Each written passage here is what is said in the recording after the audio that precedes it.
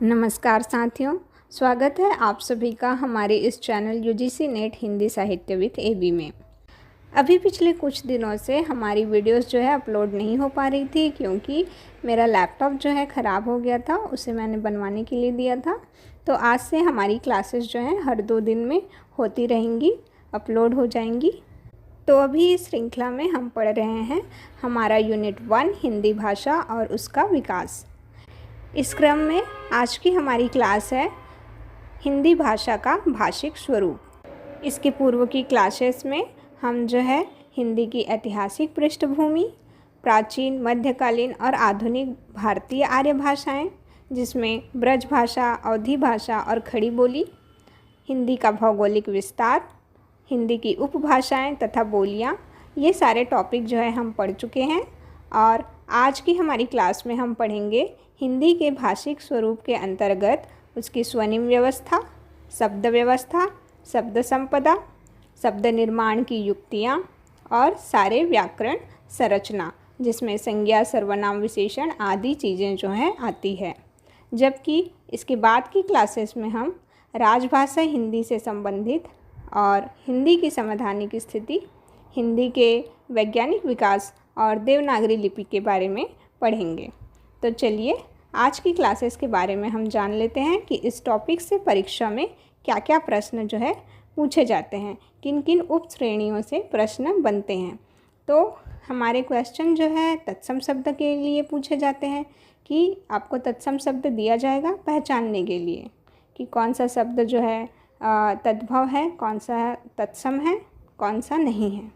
और दूसरा पूछा जाता है ध्वनियों के बारे में। सबसे ज़्यादा क्वेश्चन यहीं से आते हैं कि ध्वनियों के प्रकार क्या हैं, उसमें आपके कौन से वर्ण आते हैं, कौन सा वर्ण जो है कौन सी ध्वनि कहलाता है। इसके अलावा व्याकरण से भी कुछ क्वेश्चन पूछे जाते हैं।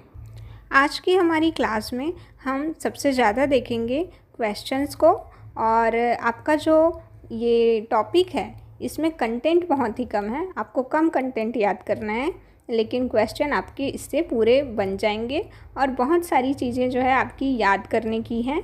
तो आपको यह जो है चार्ट बना करके आपको अपने स्टडी टेबल पे चिपका के रखना चाहिए ताकि आपको ये मत भूलें। तो चलिए शुरू करते हैं आज की हमारी क्लास। आज की हमारी क्लास में हम सबसे पहले पढ़ने वाले हैं हिंदी भाषा की स्वनिम व्यवस्था, जिसे ध्वनि व्यवस्था भी हम कहते हैं। इसके अंतर्गत हम सबसे पहले एक नियम को पढ़ने वाले हैं जो कि आपके एग्ज़ाम में पूछा गया है। यह जो है ध्वनि परिवर्तन का एक नियम है जिसे ग्रिम नियम के नाम से जाना जाता है और यह जर्मन भाषा से जुड़ा हुआ है। तो इस नियम से संबंधित आपको 2 ही चीज़ें याद रखनी है कि यह ध्वनि परिवर्तन का नियम है और यह जर्मन भाषा से जुड़ा हुआ नियम है।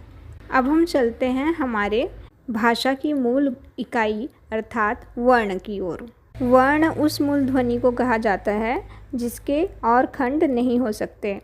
ये जो ग्रामर कंटेंट जो मैं अभी पढ़ाने वाली हूँ, इसका जो है अगर आपको डिटेल में पढ़ना है तो फिर आप टेलीग्राम चैनल को हमारे ज्वाइन कर सकते हैं। वहाँ पर मैंने PDF शेयर किया हुआ है। और चूँकि ग्रामर बच्चे जो है बचपन से ही पढ़ते हैं, इस कारण से मैं जो है उतने डिटेल में नहीं पढ़ा रही हूँ। मैं वही चीज़ें आपको यहाँ डिस्कस कर रही हूँ क्लास में, जो चीज़ें आपके एग्ज़ाम के लिए बहुत ही इम्पोर्टेंट हैं और एग्ज़ाम में पूछी जाती हैं और क्वेश्चन भी वहीं से बनते हैं। तो चलिए सबसे पहले हम देख लेते हैं वर्ण। कामता प्रसाद गुरु ने वर्णों की संख्या जो है 44 मानी है, जिसमें कि 11 स्वर हैं और 33 व्यंजन हैं। इन 11 स्वरों को हम जो है 3 भागों में बांट सकते हैं। किसके आधार पर? जिह्वा की स्थिति के अनुसार। अग्रस्वर, मध्य स्वर, पश्च स्वर। अग्रस्वर में ई, ए और ए आते हैं, जबकि मध्य स्वर में आपका सबसे प्रथम अक्षर अ आता है। ये आप बिल्कुल याद रखेंगे क्योंकि इस वाले खंड में केवल एक ही लेटर है, अ, मध्य स्वर। फिर पश्च स्वर। पश्च स्वर में ऊ, बड़ा ऊ, ओ, औ और आ आते हैं। इसके अलावा अगर आप स्वर के वर्गीकरण की बात करेंगे तो उत्पत्ति के आधार पर इन्हें 2 भागों में हम बांट सकते हैं। एक क्या है अपना ह्रस्व स्वर और दूसरा होता है दीर्घ स्वर। तो ह्रस्व में अ, ई, उ ये आते हैं 3 चीज़ें। इसके अलावा री भी आते हैं। तो ये 4 ही मूल स्वर कहलाते हैं और बाकी जो स्वर हैं वो दीर्घ स्वर की श्रेणी में आते हैं। तो ये तो आप जानते ही हैं, इस कारण से मैंने यहाँ पे आपको डायग्राम पे शो नहीं किया है। फिर अब हम देख लेते हैं व्यंजन। तो व्यंजन की संख्या कामता प्रसाद गुरु ने कितनी मानी है? 33। और ये जो व्यंजन है इसको हम कितने भागों में विभक्त कर सकते हैं? 3 भागों में। पहला क्या है? स्पर्श व्यंजन, जिनकी संख्या कितनी मानी जाती है? 25। दूसरा है अंतस्थ व्यंजन, जिसे हम अल्प प्राण भी बोलते हैं, इनकी संख्या जो है 4 मानी जाती हैं। फिर आता है ऊष्म व्यंजन, जिसे हम महाप्राण भी बोलते हैं और इनकी संख्या भी 4 मानी जाती है। तो सबसे पहले हम बात कर लेते हैं स्पर्श व्यंजन की। स्पर्श व्यंजन यानी कि आपके जो 5 वर्ग आते हैं, कौन कौन से? क, च, ट, त और प वर्ग। तो क वर्ग को हम कंठ्य, च वर्ग का उच्चारण जो है तालव्य से होता है, वहीं ट वर्ग मूर्धा से उच्चारण होता है, इस कारण इसे मूर्धन्य कहते हैं। त वर्ग को दंत से उच्चारण होता है, इस कारण से दंत्य कहते हैं। जबकि प वर्ग को हम होंठ से उच्चारण होने के कारण ओष्ठ्य कहते हैं। तो इस तरह से हर एक वर्ग का अपना एक वर्गीकरण है, जो कि कंठव्य, तालव्य, मूर्धन्य, दंत्य और ओष्ठ्य के नाम से जाना जाता है। ये आपके उच्चारण स्थान के आधार पर इसको वर्गीकृत किया गया है। हम बाद में भी इसे और डिटेल में पढ़ेंगे। यहाँ पर मैं आपको एक स्टार्टिंग में परिचय दे रही हूँ।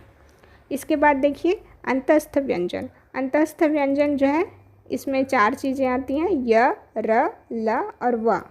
अंतस्थ कहने से आपको क्या आभास होता है कि इसमें श्वास का जो अवरोध होता है वो बहुत कम होता है और इसे जो है इनका उच्चारण जो है स्वर और व्यंजन के बीच का होता है। जैसे आप पढ़िए य, र, ल, व। तो इसमें से आपका य और व जो पहला और अंतिम जो है ना, उसे हम अर्ध स्वर भी कहते हैं। इसके बाद आता है आपका ऊष्म या संघर्षी व्यंजन।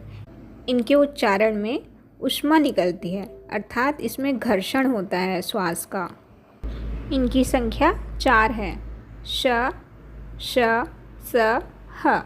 तो इसमें शक्कर का स, षटकोण का स, असरोते का स और ह आते हैं। ये जो है महाप्राण के अंतर्गत आते हैं। तो अभी आपके मन में आ रहा होगा कि ये अल्प प्राण और महाप्राण क्या होते हैं। तो जिन व्यंजनों के उच्चारण में ज़्यादा ऊर्जा, श्वास और वायु खर्च होती है तो उसे महाप्राण बोलते हैं, और जिनके उच्चारण में कम ऊर्जा, कम वायु खर्च होती है तो उसे हम अल्प प्राण बोलते हैं। तो इसमें अल्प प्राण की श्रेणी में आपके वर्ग के पहले, तीसरे और अंतिम वर्ण आते हैं, जबकि महाप्राण की श्रेणी में दूसरे और चौथे वर्ण आते हैं।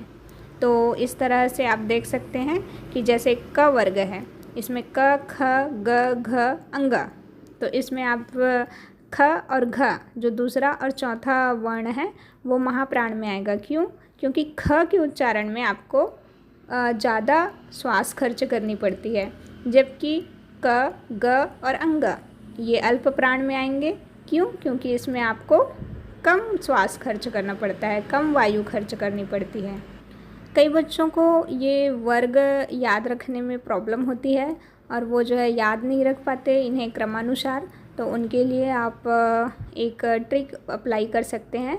आपका एक कचोटता प्यार, ये एक शॉर्ट फॉर्म है आपको याद रखने के लिए। जैसे क वर्ग पहले आता है तो कचोटता में क पहला हो गया, फिर च जैसे च वर्ग, फिर ट से ट वर्ग, फिर त से त वर्ग, फिर प्यार में प से प वर्ग।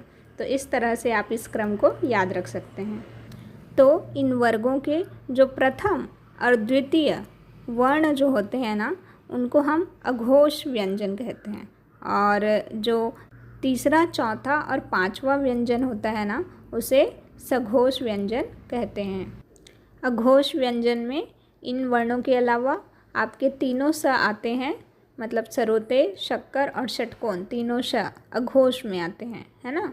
जबकि सघोष में क्या आते हैं आपके अंतस्थ व्यंजन, संयुक्त व्यंजन और सभी स्वर भी सघोष में आते हैं, है ना। तो य, र, ल, व, छ, त्र, ज्ञ, श्र और सभी स्वर, है ना। इसके अलावा भी आपके कुछ व्यंजन के वर्गीकरण हैं जिन्हें आपको याद रखना चाहिए, जो कि आपके एग्ज़ाम के लिहाज से काफ़ी महत्वपूर्ण है। तो पहला है आपका पार्श्विक व्यंजन, जिसमें आता है ल, ये पूछा गया है एग्ज़ाम में। दूसरा है प्रकंपित या लुंठित व्यंजन, इसमें आता है र।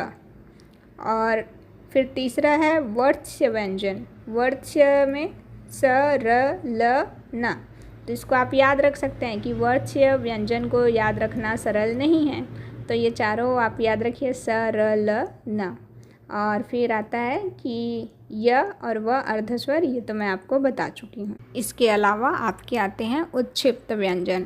उत्क्षिप्त व्यंजन में आपके ड और ढ के नीचे बिंदी लगा देते हैं, तो ड़ और ह ये बन जाता है। इन व्यंजनों को उत्क्षिप्त व्यंजन कहते हैं। इन सब के अलावा कुछ अयोगवाह ध्वनियाँ भी होती हैं, जिसमें अनुस्वार, अनुनासिक और विसर्ग आते हैं। अनुस्वार जो है आपके, जो आप मस्ते लगाते हैं ना बिंदी, उसको बोलते हैं। और अनुनासिक में आपके चंद्र बिंदु जो आता है उसको बोलते हैं। और विसर्ग तो आप जानते ही हैं। तो इसमें से कुछ बच्चों को जो नहीं पता होगा वो चीज़ यहाँ पे मैं एड्रेस कर दे रही हूँ। हालांकि ये पार्ट आप स्किप कर सकते हैं, ये आपके एग्ज़ाम में नहीं पूछा जाएगा, लेकिन फिर भी आपके नॉलेज के लिए ये जानना ज़रूरी है। तो वो यह है कि जब किसी भी शब्द में बिंदी लगा रहता है, तो वो बिंदी जो है कैसा उच्चारण होगा, वो कैसे डिसाइड होता है। जैसे गंगा में जो बिंदी है वो अंग उच्चारण होती है, जबकि गंदा बोलेंगे तो वो जो बिंदी है, जब आप बिंदी हटाएंगे और नॉर्मल लिखेंगे तो आधा न लिखते हैं, है ना। खंभा में वो बिंदी जो है आधा म लिखते हैं, है ना। तो वो क्यों लिखते हैं, कुछ जगह हम न लिख रहे हैं, कुछ जगह म लिख रहे हैं, वो इसलिए क्योंकि जो द्वितीय वर्ण होता है ना, उस बिंदी के सामने वाला जो वर्ण होता है वह जो है जिस वर्ग का होता है उस वर्ग के पंचम वर्ण को हम जो है उस बिंदी से रिप्लेस करते हैं। जैसे खंभा में भ, तो प, फ, ब, भ, म, तो इसका पांचवा वर्ण क्या आ रहा है, म आ रहा है। तो इस कारण से जब हम बिंदी हटाएंगे तो आधा म से रिप्लेस करेंगे उसको। इसी तरह गंदा में अगर आप बिंदी हटाते हैं तो ग आधा न फिर दा, तो ये न से न उच्चारण आएगा उसका, क्योंकि द जो है त, थ, द, ध, न इस वर्ग का सदस्य है। तो इसी तरह से मुझे उम्मीद है कि आपको ये वाला कॉन्सेप्ट जो है समझ आया होगा। अब हम आगे बढ़ते हैं कि अनुनासिक ध्वनि पे। अभी जो हमने देखा बिंदी वाला वो क्या था, अनुस्वार ध्वनि। फिर एक होता है दूसरा अनुनासिक में आपका चंद्र बिंदु आता है, जैसे बाँस, सांस, है ना। इसके अलावा जब ए या ओ की मात्रा में बिंदी लगाते हैं ना, तो उसको भी अनुनासिक ही बोलते हैं। जैसे जोंक, तो ओ की मात्रा में बिंदी है, इस कारण से ये क्या आएगा, अनुनासिक। और नॉर्मल बिंदी होता है अ के उच्चारण पे, तो उसको क्या बोलते हैं, अनुस्वार। इन सब चीज़ों के रिगार्डिंग आपको जो है शॉर्ट, जो अगर ये इमेजेस जो है या ये PDF आपको चाहिए रहेगा तो मैं आपको टेलीग्राम पे ही प्रोवाइड करवा दूँगी, या आप मुझे इंस्टाग्राम पे डायरेक्ट मैसेज करके भी ये सारी चीज़ें जो है ले सकते हैं। अब हम देख लेते हैं कि उच्चारण स्थान के आधार पे स्वर जो है किस तरह वर्गीकृत है। उस समय हमने जब देखा था तो कंठ, तालव्य, इसमें जो है व्यंजनों को देखा था, स्वर को हम नहीं देख पाए थे। तो अभी हम देख लेते हैं कि कंठ में आएगा अ और आ और विसर्ग, है ना। ये तीनों का उच्चारण जो है कंठ से होता है। फिर आ के बाद क्या आता है आपका ई, फिर बड़ा ई, तो ये आ जाएगा आपके तालव्य में। फिर ऊ और बड़ा ऊ, तो ऊ तो ओठ से उच्चारण हो रहा है उसका, तो ओष्ठ्य में आ जाएगा। दंत्य में एक भी स्वर नहीं आता है, जबकि री जो आपका ऋषि मुनि वाला है वो जो है मूर्धन्य में आता है। इसके अलावा आपके ए, ओ, औ, तो ये जो बचे हुए स्वर हैं उसमें ए और ए जो है कंठ तालव्य, यानी कि ये कंठ और तालु दोनों से उच्चरित ध्वनि है, इस कारण इनको मिला करके कंठ तालव्य श्रेणी बनाई गई है, इसमें उसको रखा गया है। जबकि ओ और औ के लिए कंठ और होंठ दोनों का प्रयोग होता है, इस कारण से कंठोष्ठ्य ध्वनि कहते हैं। आपके सुगमता के लिए मैंने यहाँ पर सारे स्वर और व्यंजन को क्रमानुसार किस किस वर्गीकरण से ये संबंध रखते हैं उसको मैंने यहाँ पे लगा दिया है। आप चाहें तो इसे थोड़ा देर वीडियो पॉज करके रुक के देख सकते हैं, पढ़ सकते हैं। जैसे मैं एक दो एग्जाम्पल बता देती हूँ। जैसे आपका शुरुआती स्वर है अ, तो ये जो है कंठ से उच्चारण होता है, इस कारण कंठ्य की श्रेणी में आएगा। ह्रस्व स्वर है ना, मध्य स्वर के अंतर्गत आता है अगर जीभ के दृष्टिकोण से देखें तो। मुख विवर से देखें यानी कि मुंह जो है कितना खुलता है तो अर्ध संवृत्त के अंदर आएगा। होंठ में देखेंगे तो अवृत्ताकार में आता है। तो मैं यहाँ पर आपको संवृत्त और अर्ध संवृत्त, विवृत्त, अर्ध विवृत्त ये मैं आपको बता देती हूँ आगे। तो जैसा कि आप ये चित्र में देख पा रहे हैं कि संवृत्त में आपके ई, बड़ा ई, ऊ और बड़ा ऊ आते हैं।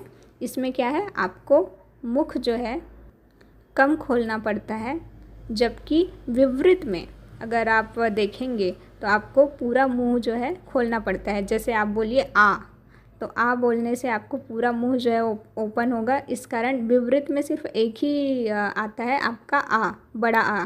और इसी तरह से जब आप मध्य स्वर पढ़े थे उसमें एक ही सिंगल था, छोटा आ। तो ये दोनों आप याद रखेंगे। इसके अलावा अर्ध संवृत्त में ए और ओ आता है और अर्ध विवृत्त में छोटा अ, ए, औ ये आते हैं। यदि आप डायग्राम के हिसाब से याद रखना चाहते हैं तो इस तरह याद रखिए। देखिए पहले तो ये क्रम याद कर लीजिए, संवृत्त, अर्ध संवृत्त, फिर अर्ध विवृत्त, फिर लास्ट में विवृत्त रखा है, ठीक है। तो ये क्रम याद हुआ।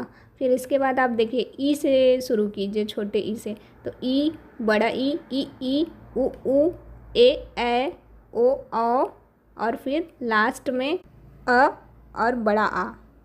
तो आपका छोटा अ जो है अर्ध विवृत्त में आएगा और बड़ा आ जो है विवृत्त में आएगा। तो इस तरह आपकी ध्वनि व्यवस्था जो है समाप्त होती है। अब हम चलते हैं शब्द व्यवस्था पे। तो शब्द व्यवस्था में आपके तत्सम, तद्भव, देशज और विदेशज शब्द आते हैं, जबकि आपके शब्द निर्माण की युक्तियों में उपसर्ग, प्रत्यय, संधि और समास आते हैं। इसके बाद जो आपकी व्याकरण संरचना है उसमें आपको संधि समास के अलावा संज्ञा, सर्वनाम, क्रिया, विशेषण, वाक्य संरचना ये सारी चीज़ें पढ़नी हैं। तो चूँकि ये ग्रामर का जो पोर्शन है ना वो हम जो है बचपन से पढ़ते आ रहे हैं और इन्हें अगर मैं पढ़ाने लग जाऊँ तो ये बड़ी बड़ी क्लासेस कवर कर लेंगी और इससे जो है उतने क्वालिटी वाले क्वेश्चंस तो नहीं आते। तो ये आप जो है अपने पूर्व ज्ञान के आधार पर भी बना सकते हैं। फिर भी यदि आपको ग्रामर के पोर्शन में कोई डाउट आता है तो आप मुझे इंस्टाग्राम पे डायरेक्ट मैसेज कर सकते हैं या कमेंट सेक्शन में कमेंट कर सकते हैं। यहाँ पर मैंने आपके लिए प्रमुख विदेशज शब्दों का एक चार्ट जो है लगा दिया है, जिसमें कि आप देख सकते हैं तुर्की शब्द, अरबी, फ़ारसी, अंग्रेजी और अन्य भाषा जैसे चीनी, जापानी, पुर्तगाली, फ्रेंच, डच और रूसी ये सारे शब्द जो है शामिल हैं। इसमें आप मुख्य मुख्य जो हाइलाइटेड चीज़ें हैं ना उनको आप देख सकते हैं और बाकी सभी शब्दों को तो याद रखना पॉसिबल नहीं है। तो इस कारण से आप जो है इसे बार बार देखते रहिए तो आपको ये जो है याद हो जाएगा, या फिर याद नहीं होगा तो कम से कम थोड़ा बहुत आइडिया तो लग जाएगा कि कौन से भाषा के शब्द हैं। उदाहरण के लिए जो रोज़मर्रा के जीवन में हमारी जो चीज़ें उपयोग होती हैं जैसे कैंची, चाकू, चम्मच, है ना, तो ये तुर्की भाषा के शब्द हैं। इसी तरह आपके आदमी, औरत, किस्मत, किताब, है ना, ये चीज़ें जो है अरबी भाषा के हैं। जबकि इसी तरह आपके दफ्तर, दरोगा, हज़ार, लेकिन, शादी ये चीज़ें फ़ारसी के शब्द हैं। अंग्रेज़ी के तो आपको पता ही है। चाय और लीची चीनी शब्द है। रिक्शा जो है जापानी शब्द है। आप जो आलपिन यूज़ करते हैं, गमला, चाबी, है ना, नीलाम, ये जो है पुर्तगाली शब्द है।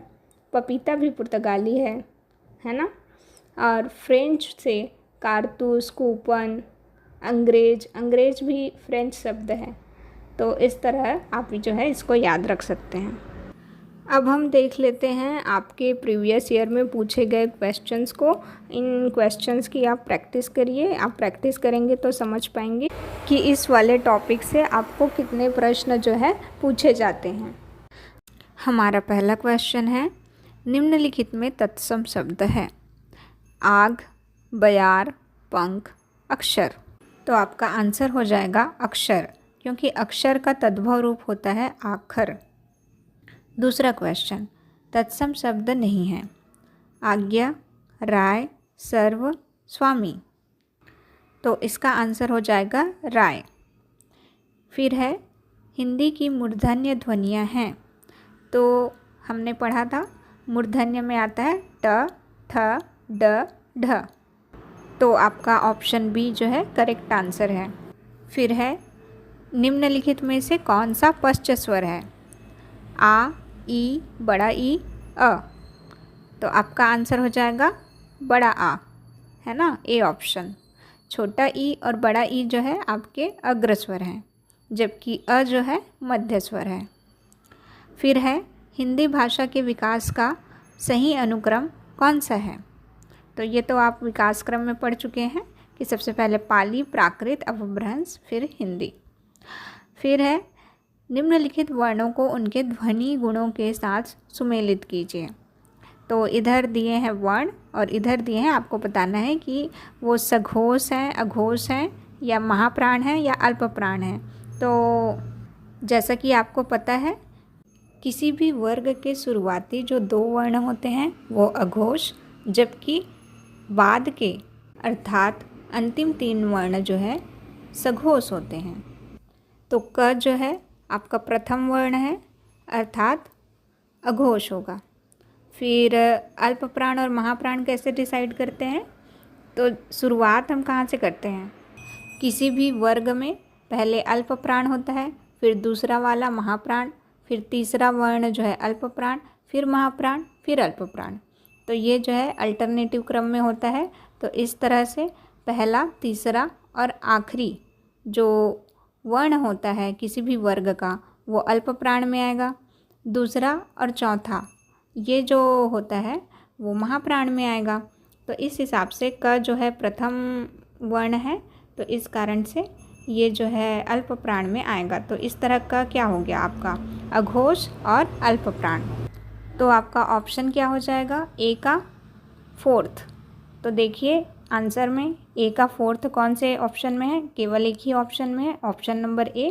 तो आपका 4, 2, 3, 1 option number A is the correct answer. तो इस हिसाब से आपका ख क्या हो गया, अघोष महाप्राण, ग हो गया आपका सघोष अल्प प्राण, और घ हो गया आपका सघोष महाप्राण। नेक्स्ट क्वेश्चन है, सुमेलित करना है आपको बताना है कि स्वर, तालव्य, अल्प प्राण और अघोष ध्वनियाँ कौन कौन सी हैं। तो स्वर तो बहुत इजी है। स्वर है आपका अम, अह, ए, ओ, और ए का हो गया इस तरह से फोर्थ वाला। तो वैसे ही देखेंगे तो आपका डी ऑप्शन जो है करेक्ट हो जाएगा, 4, 5, 3, 2। तो तालव्य क्या हो गया, च, छ, ज, झ, और अल्प प्राण हो गया आपका क, त, प, ट, और अघोष ध्वनि हो गई ख, ठ, थ, फ। अगला क्वेश्चन है, ग्रिम नियम किस भाषा की ध्वनियों से संबंधित है। जर्मन, फ्रेंच, रूसी, हिंदी। तो इसका आंसर हो जाएगा जर्मन भाषा। ग्रिम नियम जो है जर्मन भाषा से संबंधित है, और ग्रिम नियम जो है ध्वनि से संबंधित नियम में आता है। नेक्स्ट क्वेश्चन है, शब्द रचना में किसका योगदान नहीं होता। प्रत्यय, पद, धातु, उपसर्ग। तो देखिए हमने शब्द निर्माण की 4 युक्तियाँ पढ़ी थी, उपसर्ग, प्रत्यय, संधि और समास। तो उपसर्ग और प्रत्यय तो एलिमिनेट हो गया, इनका योगदान तो शब्द रचना में होता है। बचे बी और सी ऑप्शन, पद और धातु। तो धातु का योगदान तो शब्द रचना में होता है, तभी तो हमारा शब्द बनता है, आना जाना खेलना, है ना। तो अब बच गया पद। तो पद का योगदान शब्द रचना में नहीं होता। तो इस तरह से आपका option B is the correct answer. अगला क्वेश्चन, निम्नलिखित में से किस शब्द में रूप साधक प्रत्यय है? ए बचपन, बी लड़के, सी मातृत्व और डी एकता। तो देखिए, प्रत्यय के आपके दो भाग होते हैं, एक है कृदंत और दूसरा है तद्धित प्रत्यय। तो कृदंत जो है, जो क्रिया या धातु के अंत में लगते हैं, उन प्रत्यय को बोलते हैं। जैसे क्रिया के अंत में तैरना एक क्रिया है तो तैराक, झगड़ना एक क्रिया है तो झगड़ालू, लूटना एक क्रिया है तो लुटेरा, पढ़ना एक क्रिया है तो पाठक, है ना। तो ये जो है प्रत्यय जो है धातु के अंत में या क्रिया के अंत में लगते हैं। इसी तरह तद्धित प्रत्यय आपके वे प्रत्यय होते हैं जो संज्ञा या विशेषण इनके अंत में लगते हैं। तो संज्ञा के अंत में क्या लगता है? भाववाचक संज्ञा जैसे आपको बनाना है तो बुढ़ापा, बचपन, है ना, प्यासा, निराशा, तो ये सारी जो है आपके तद्धित प्रत्यय में आएंगे। इसी तरह आपके रूप साधक प्रत्यय क्या होते हैं कि जिन रूपों के संयोग से किसी शब्द के विभिन्न रूप प्राप्त होते हैं उन्हें रूप साधक प्रत्यय कहा जाता है। जैसे कि किताब, तो किताबें, इससे हमें ज्ञात हुआ कि किताब एक नहीं है, किताब बहुत सारी हैं, इस कारण किताबें हो गया। तो यहाँ पर जो है ऑप्शन भी देखिए, लड़का, तो उसके रूप साधक प्रत्यय लग के वो लड़के हो जाएंगे। तो इसका आंसर हो जाएगा आपका बी ऑप्शन। जबकि अगर मैं ए ऑप्शन की बात करूं बचपन, तो वहाँ पर आपका लगा है तद्धित प्रत्यय। क्यों? क्योंकि बच्चा में लगेगा आपका अपन प्रत्यय। तो बच्चा क्या है? आपकी संज्ञा है ना। तो इस कारण से वो तद्धित प्रत्यय में आएगा, भाववाचक संज्ञा, क्योंकि तद्धित प्रत्यय जो है संज्ञा या विशेषण आदि के अंत में जुड़ते हैं। और इसी तरह सी ऑप्शन जो है मातृत्व, तो माता के अंत में जुड़ा है, तो ये भी आपके तद्धित प्रत्यय में आ जाएगा। एकता, ये एक के अंत में जुड़ा है, ये भी आपके तद्धित के प्रत्यय के अंतर्गत आएगा, क्योंकि अगर वो क्रिया के अंत में जुड़ता तब वो कृदंत होता, है ना। अगला क्वेश्चन देखिए, यहाँ पर आपको संधि बताना है। तो पहला है निरोग। निरोग को कैसे संधि विच्छेद करेंगे आप? निह धन रोग, तो कौन सा संधि हो गया आपका? विसर्ग संधि। तो इस तरह आपका जो ए ऑप्शन है उसका क्या सही विकल्प हो जाएगा? 3। तो ए का 3 कौन से ऑप्शन में है? आपका बी ऑप्शन, 3 1 5 2। तो इस तरह से दीर्घाकार संधि में आपका आ गया दीर्घ संधि। क्यों? दीर्घ धन आकार। और सदाचार में क्या आएगा? सत धन आचार, तो ये हो जाएगा आपका व्यंजन संधि।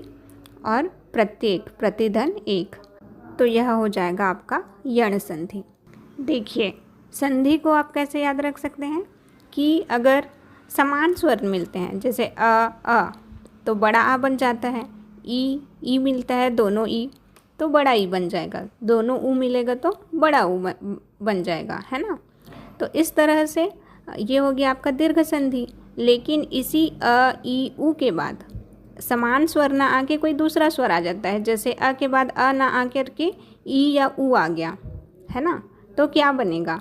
तो वो जो है कहलाता है आपका गुण स्वर संधि। जैसे अ के बाद ई आया तो आपका बन जाएगा ए, अ के बाद ऊ आया तो आपका बन जाएगा ओ।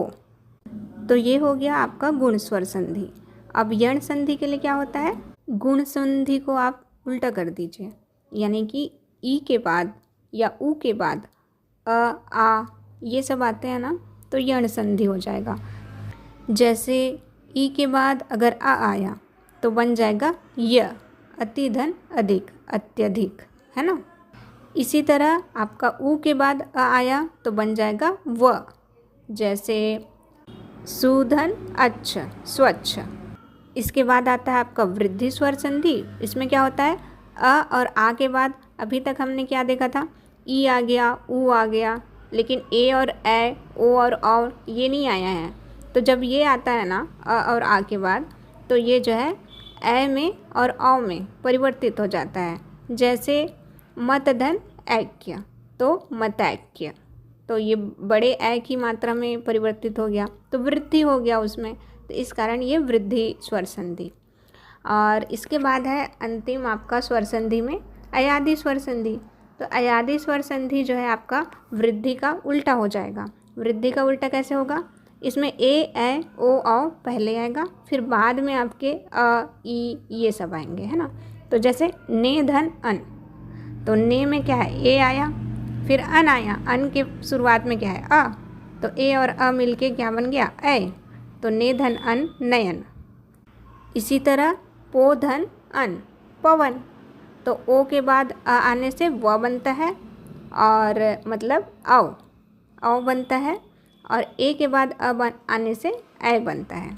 तो इसमें अयादी में ऐ आए औ आओ ये वर्ण जो है बनते हैं। अगला क्वेश्चन देखते हैं, ग्रीम नियम का संबंध किससे है? तो जैसा कि इससे पहले वाले क्वेश्चन में हमने देखा था कि ग्रीम नियम किससे संबंधित है? ध्वनि से संबंधित है, और ध्वनि को क्या बोलते हैं? स्वनिम व्यवस्था। तो इसमें आ जाएगा आपका ऑप्शन नंबर ए स्वनिम विज्ञान।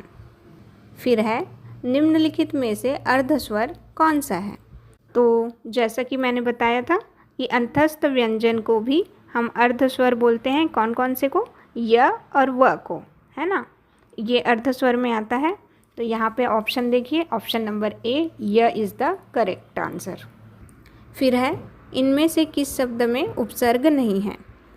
तो देखिए आपके ऑप्शन में चारों जो हैं सेम समय टाइप के हैं।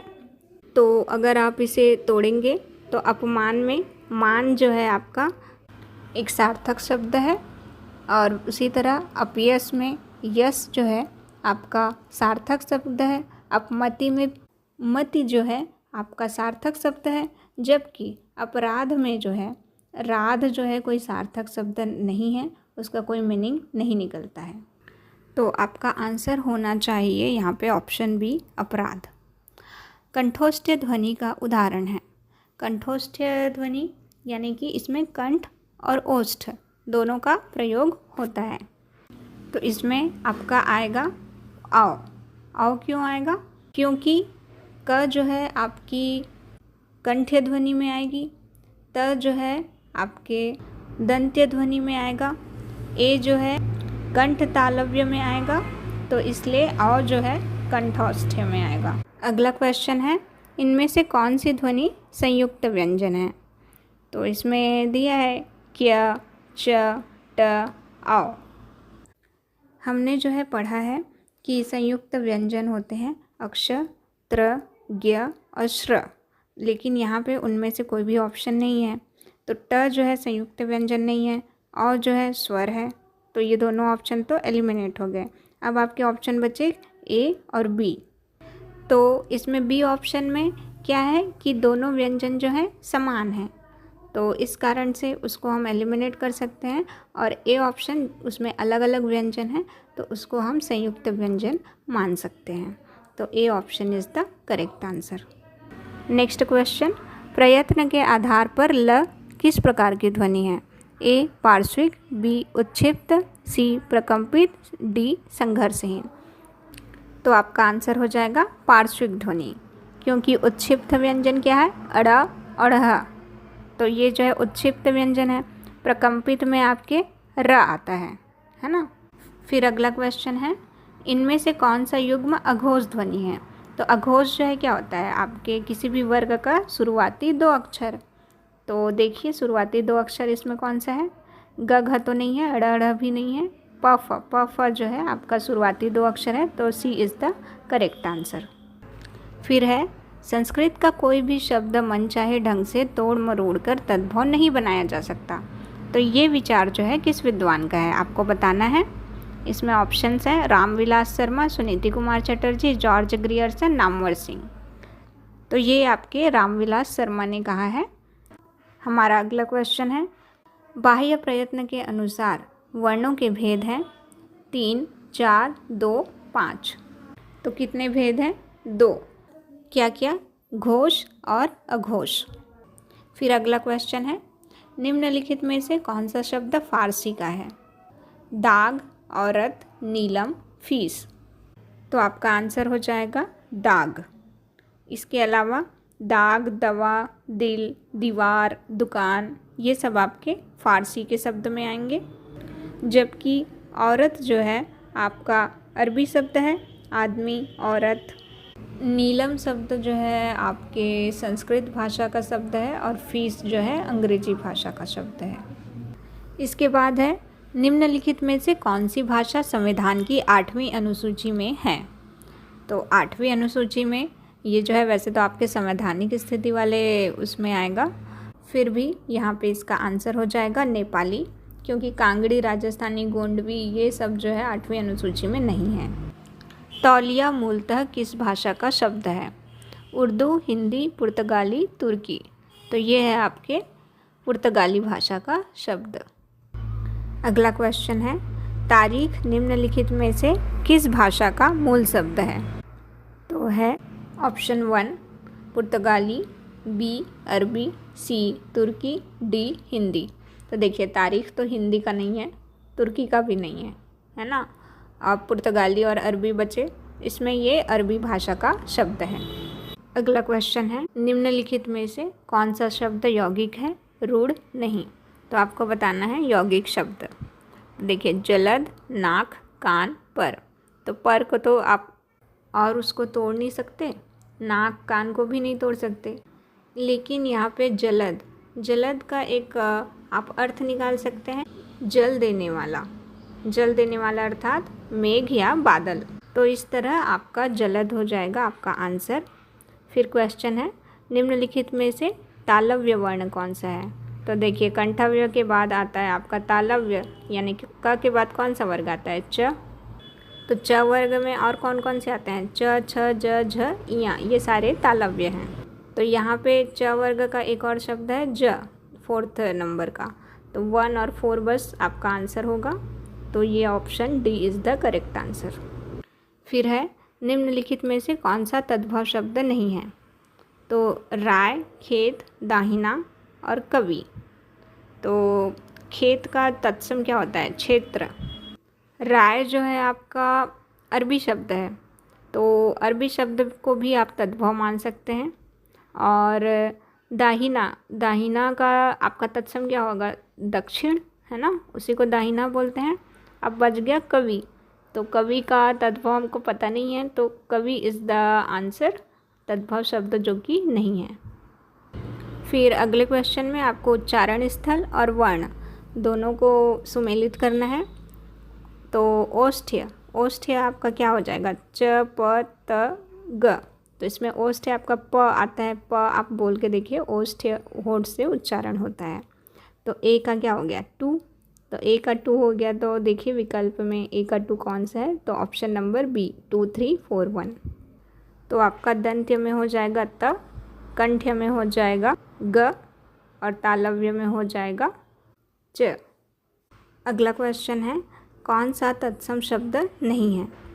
तो अग्नि, अग्नि तत्सम शब्द है। भ्राता भी है, भ्राता का भाई होता है तद्भव।